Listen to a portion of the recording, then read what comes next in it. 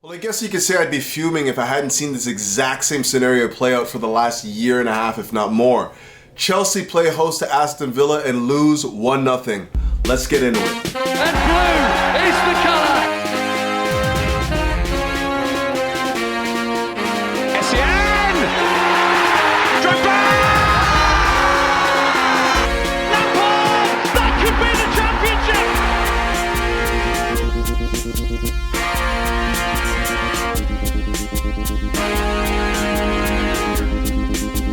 Greetings! Welcome back to Couch Critic with me, Dennis P, for what is your Chelsea match review, but more specifically, a tactical synopsis of Chelsea's performance against Aston Villa. But before I get into all of that, please do me that quick favor, ladies and gentlemen. Hit the like button, hit the subscribe button, hit the bell notification button to keep up with the latest and the newest.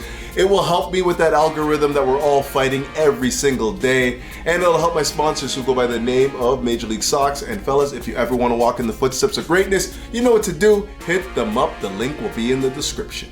Okay, so here we are again. New season, 6 games in, same problems. Chelsea cannot score goals. Chelsea's lack somebody that is a creative thinker in the final third to play people through. And even when we do get them, we just fluff our lines and can't finish. And this problem has just been an ongoing problem for the last year and a half, probably even more. I'm talking about even beyond, the Tuchel years where we were like struggling to score goals there. Just basically had to just like hunker down and like bunker down and just play solid defensively to get results. And we can say there's a multitude of reasons for it, none bigger than the fact that Chelsea just cannot stay healthy. Every time we go into a season and there's a promise for something different, we have a rash of injuries that take any sort of like forward-thinking momentum, any sort of like semblance of a cohesive squad, just completely out of the mix. And this season's absolutely no different. We started with a bunch of injuries, and they just keep on compiling. And when you have a young playing staff as we do right now, probably the youngest or not the second youngest team in the Premier League, and you have a whole host of injuries that follow that as well, the end result is Chelsea just looking so disjointed with no actual ideology on the pitch and looking so disjointed, losing to teams that we should be handing them their lunch to week in, week out. And I mean, this is just so frustrating for not just me, but also the fan base. You look online right now, people are just fuming, asking for Poch to be fired, and I just don't understand what that solves. You bring in another manager with another idea, like he wants a certain amount of players. Like we've already committed ourselves to this playing staff. We've already committed ourselves to this manager, and for me, it doesn't make any sense to go back into the, look into the market for another manager to come in and try and fix what the problems are here. Because number one, the problem, first of all, is we're not healthy. No manager is going to come in and wave his magic wand and make sure that Chelsea have, a full squad of players, a full complement of players to choose from. So that's job number one. We're not going to fire Poch just because we haven't had a healthy squad. I think that the things that we have seen from Poch have left things to be questioned based on the playing staff that we have, but we haven't seen enough of it yet for me to say, yes, no, this works, this doesn't work. I mean, yes, you can argue Conor Gallagher is not ideal for the role of a number 10. You can argue that he's probably not ideal to be played in the starting lineup. Certainly not my captain, that's for sure. I would much rather see the armband, be bestowed to somebody else. But that's the situation we're in right now, just based on the fact that we have so many injuries. You can make the argument that Chilwell is not a left winger, and we know that. Like everyone knows that, and I'm sure that's something that Poch understands as well, having seen Ben Chilwell on the bench to start this game. But he gave him a run of games to see if he can find his form, and he hasn't in that role.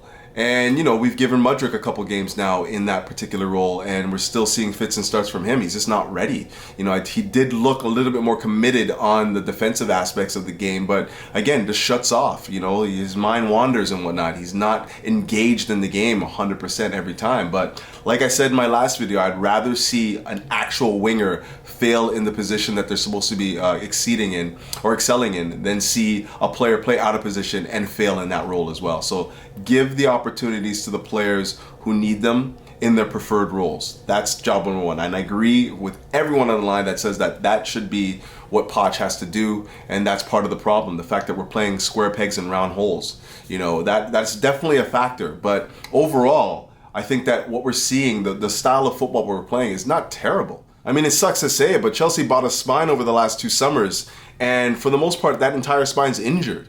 Obviously, Fofana being a major loss. We brought in Disasi, who I thought was actually pretty good today defensively, and also getting forward, created a couple opportunities and scored an offside goal. But yeah, that was one position that we expected Fofana to have and hold down. You look at, obviously, Lavia, a guy that I'm very high on that, is now injured. We don't know when he's coming back. Caicedo's in and out of the lineup. Look further up the pitch, and you got Nkunku in the number 10 position, number 11 position. He's injured. And then even further up the pitch, you have a misfiring Jackson. So that entire spine right now, for me, is just disjointed and just does not, you can't win games without a proper spine. And, I can go back to what I've been saying in the last few videos about like Thiago Silva. I thought he was actually much better today at moving the ball quickly and assessing where we needed to attack. And even his long ball distribution was excellent today. But overall, I think that his role in the team right now is taking away the effectiveness of a Caicedo. Caicedo's not just a guy that's supposed to be like, winning the ball backs, like, being our safety, our stopper in that defensive midfield role. He's a guy that is also supposed to be the guy that's supposed to keep things moving over. He's supposed to be our metronome in the midfield. 1-2 touch passes, keep the tempo, at a high level. And I thought Chelsea did that, a good job of establishing that against Aston Villa, who played in the midweek on Thursday, and just could not maintain it. We started real quickly, and then as the game started to war on and Aston Villa started to grow into the match, we lost the ability to dictate the tempo of the game. And when you lose that and you have opportunities to score and you don't take them, this is the end result. Team comes out from nowhere. We got the red card from Gusto, and then, we get hit on a counter, and next thing you know, it's in the back of the net. But overall, I think that Chelsea have shown the ability to fight for possession, keep possession, and work it into dangerous areas. It's just the fact that we cannot finish. We cannot, for the life of me, find somebody that can put the ball in the back of the net. It seems like as soon as we get into that 18-yard box and there's a clear-cut chance for somebody to just bang it into the back of the net, it's a fluffed opportunity, it's a mistimed decision, it's this, that, and the other. They're everything but the ball hitting the back of the net. And for me, that's the most frustrating aspect of it, because all of the other aspects of what we're doing in the build-up phases that lead to these opportunities look good. We're breaking quickly. We have numbers. Everyone's like thrusting forward. We're getting numbers in the box. But that final thing, the most important thing in the entire build-up is just seems to be lacking time and time again. I don't know how to fix this. Chelsea are getting into A1 positions every single game and just not able to finish. That's not up to Pochettino to get in the box and finish these opportunities for you. You paid an exorbitant amount of money for these strikers, these wingers and whatnot to finish, and for the life of me, they just can't finish. Every time they get in front of goal, they get an opportunity to score, it seems like a rush of blood just gets to their head and the composure's gone, and then the chance goes awry. And this is the frustrating aspect of the whole thing. Like, people see the opportunities that we continue to make and miss, and they want to blame Pochettino for that. And I'm just being a realist about it. Like, this is not about Pochettino. Chelsea has spent an exorbitant amount of money to bring in like this young playing staff and still have not addressed the biggest need, which is a goal scorer. Jackson has just been very, very disappointing in front of goal. His aerial ability is very, very poor. And on top of that, he seems to be compounding the situation by collecting yellow cards. He's missing the next game now. 6 games played, he's got 5 yellow cards already. That is unheard of. It's not like he's not like he's a defender or a midfielder who's just throwing himself about and like, diving into tackles and whatnot. This is a striker who you expect to be just leading the line, frustrating defenders. And he's got 6 games played and 5 yellow cards. That's poor. The goal scoring situation is just so frustrating. Like, we're creating opportunities, at least enough to score 1 and 2 goals. At least that. And every time we get in front of the net, it just seems to be capitulation after capitulation. Fumbled opportunity there, lack of composure here, poor decision making here, just not timing it right. It seems like it's in our DNA as Chelsea supporters to take out any frustrating loss, any sort of like lack of composure in front of goal out on the manager, whoever it may be. Like, the same problems persist. I don't think that people realize that whether or not we bring in one manager, another manager, or other manager, it's the same problems. We just can't score goals.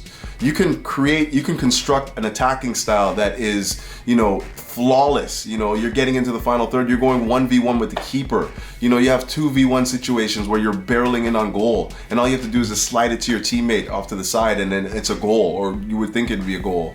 And we're missing those opportunities. Doesn't matter who the manager is at that point. He's put together a game plan that has created opportunities for us to score goals, and we're just not taking them. So for me, the problem isn't about what the tactics are. It's more about who we have on the pitch, who we're relying on to finish goals. I mean, we spent how much money in that midfield right now, and not one of them is a capable goal scorer, whether it be Caicedo, Enzo, Lavia, Gallagher, whatever, like he can take his opportunities when he's in the box, but you just don't want to see him on the pitch enough to give him those opportunities. And that's a lot of money invested in a midfield that does not score enough goals for you. We need goals from all over the pitch. I'm not even speaking about the striker situation right now. I'm not even speaking about the wingers who continually fluff their opportunities. Raheem Sterling, prime suspect today. But this is the problem that I'm seeing right now. Like, we don't have anyone that we can see as being a talismanic figure on the pitch for us to take these opportunities, to alleviate some of the pressure that some of these younger strikers are under right now. And was that a problem in the preseason? Was that a problem in the last transfer window? Should we have looked to address that? Vlahovic was a name that was being thrown around. Is he a guy that could have come in and helped? I don't know. But the bottom line is, right now, what we have at our disposal is not good enough. And if we can't score goals, there's no way we're going to be winning matches. There's no way we can stay in matches without goal scoring ability. And when you look up and down that roster on current, we just don't have anyone that can do that for us. Whether you look at Nicolas Jackson, when you look at Mudryk, whether you look at Cole Palmer, whether you look at Enzo, whether you look at Gallagher, it doesn't matter who it is. Even Chilwell, we played him at left wing for a long enough time because of his ball striking ability. He's putting it right into the keeper when he should be burying it in the corner like we've seen him do in years past. So it doesn't matter who we look to right now. We're just not seeing the finishing quality, and as a result, we're not getting the wins. But on the whole, what I think is missing right now, and has been missing for some time right now, is an actual leader. We've assembled a very, very young playing staff. It resembles very much like a U21 squad, if you ask me. And, if we're looking for guys like Thiago Silva at his advanced age to be the leader on the pitch for us, I think that we're asking for too much. He doesn't necessarily play the style of football that can be the ambassador for the way we want to play.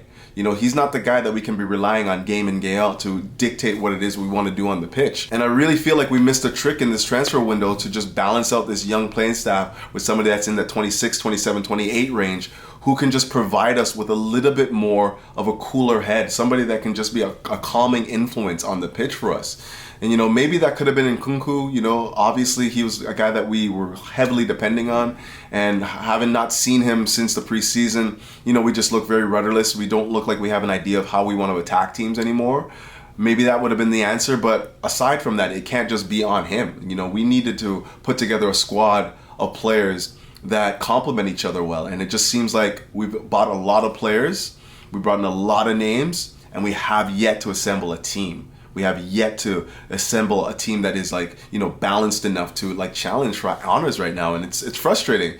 But again, I'm in it for the long haul. I understand that this is going to be a long, slow burn, and for anyone that thought that Chelsea were just going to be back after a poor season last year was just a blip, and you expected us to just march up the table and start challenging again, then all I can say to you is, I told you so. This is a longer rebuild than we were in, that you were anticipating. This is something that's going to take 2-3 years before we see the fruits of it. What I don't have patience for is, 6 games in, everyone's calling for the manager's head. 6 games in, we're already berating our team, a very young playing staff that obviously struggle with confidence and composure. That to me as a Chelsea supporter is probably the worst thing that you could do, is not back the team, not back the manager, not get behind them, give them the energy that they need to succeed. If we can't do that and we're consistently booing our team off the pitch, I don't see how you think that booing them off the pitch is going to improve the situation. It's only through support, it's only through, giving them the encouragement to succeed that we will see the best of these players, especially at such a tender young age.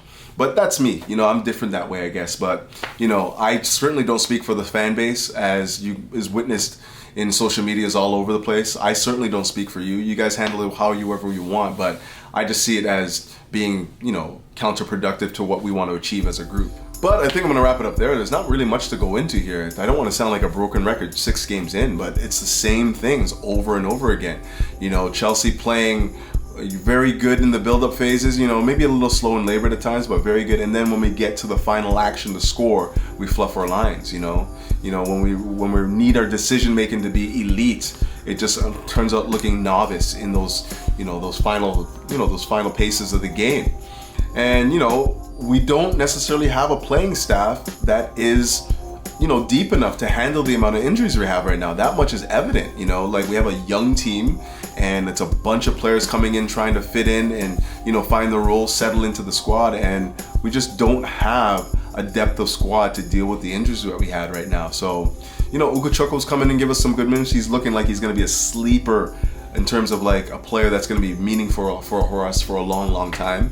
But outside of that, there hasn't really been a lot of positivities. I thought Cole Palmer came on today and gave us some good minutes as well. Even though we're down to 10 men, I thought that he looked like he was ready to threaten that high line and whatnot, and took some good opportunities, just couldn't finish. But other than that, like, again, the same situation, the same things that we've seen the first 5 or 6 games seem to be manifesting again. And I don't know the way out of that.